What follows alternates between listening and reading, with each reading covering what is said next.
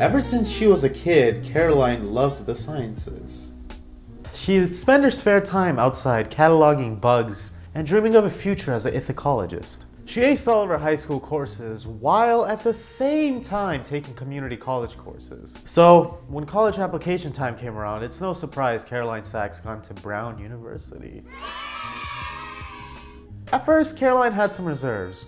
She was concerned she wouldn't be really rich and worldly and knowledgeable. But once she got there, she realized that the kids were just like her.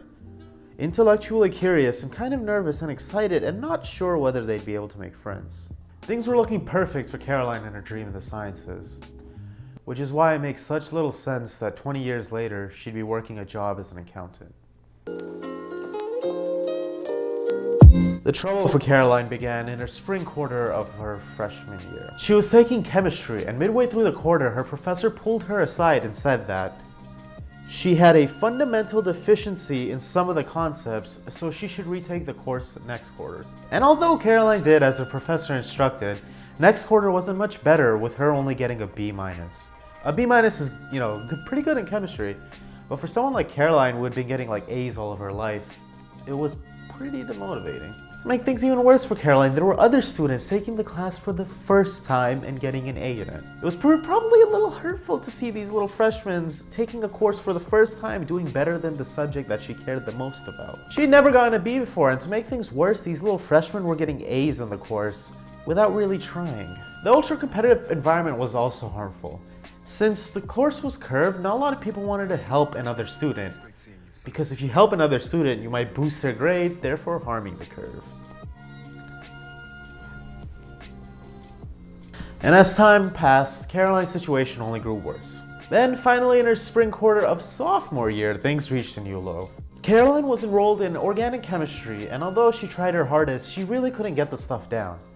To make things worse, there were other students who just seemed to think in the right way for the course, or through their sheer effort managed to force themselves to do so. Each time the teacher would ask a question, hands would go up and give brilliant answers while Caroline would be stuck there feeling inadequate. And then one night, she stayed up all night prepping for a review session when she decided she'd finally had it. She was putting all this time into the subject that she had once loved, but now she just hated it. The true tragedy of Caroline doesn't lie in the fact that she switched out of her major. It's that she lost her love for the sciences. Caroline Sachs was by no means inadequate for the sciences. The problem was that she was in one of the most deepest and most competitive ponds in history.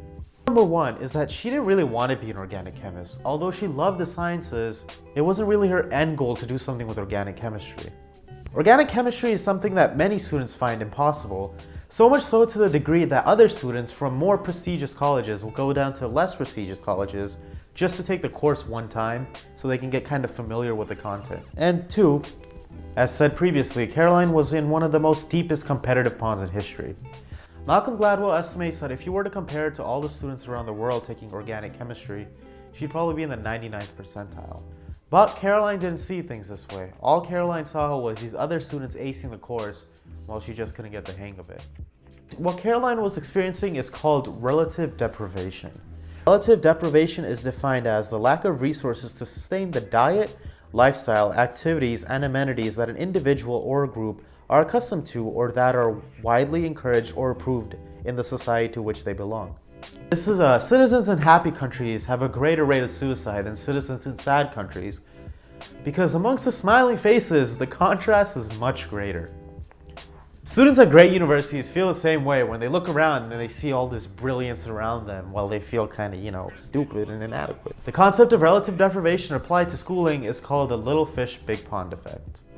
A student that excels at a good school may have difficulty at a great school. As such, while they may feel like they're steadily improving at a good school, they'd feel like they're constantly falling behind at a great school. This feeling is extremely important. It's crucial to a student's self-image, motivation, and confidence, which we all know are very important factors for success. As you probably know, the little fish, big pond effect can apply to things beyond the scope of just schooling. For me, it applied to my videos.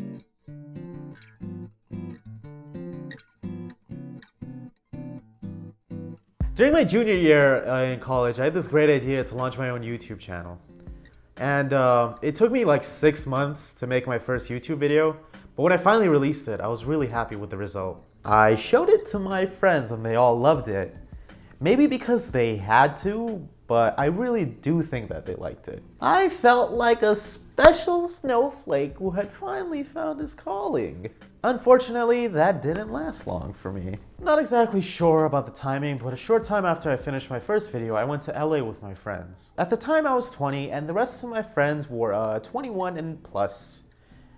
So they decided to ditch me to go to a bar, of course after getting my approval. But what type of monster would I be to be like, hey, you can't drink because I'm under 21. You're gonna have to stay outside with me.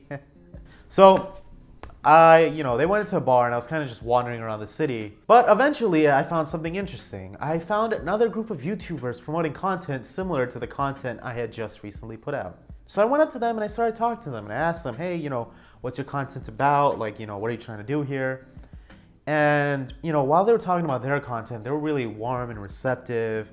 And, they just overall seemed like really friendly people. And eventually I brought up that, hey, you know what? Our content is pretty similar. But as soon as I brought that up, they just turned around and stopped talking to me. And I wasn't really insulted as much as I was demoralized. Because in my head, I thought, you know what? It's kind of fine. Like, you're one of the most deepest competitive pawns in history, so I understand that you wouldn't be comfortable sharing resources with someone making a product that is very similar to yours.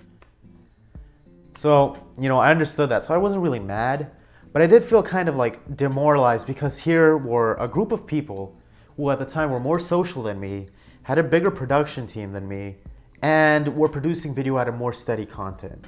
And I thought to myself, hey, I don't think there's any way I could really make it on YouTube. At least not in the near future. Felt overwhelmingly inadequate like Caroline Sachs did. I no longer felt like a special snowflake. I just felt like, another insignificant snowflake in a pile of snow.